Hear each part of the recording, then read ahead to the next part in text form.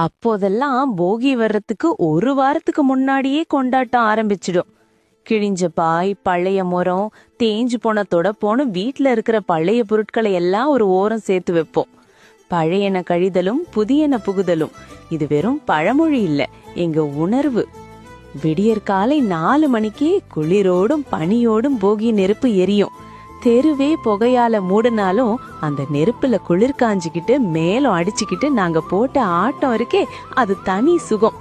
அம்மாவோட கையால செஞ்ச அந்த சுட சுட சுசியும் வடை வாசனை ஊரையே தூக்கும்.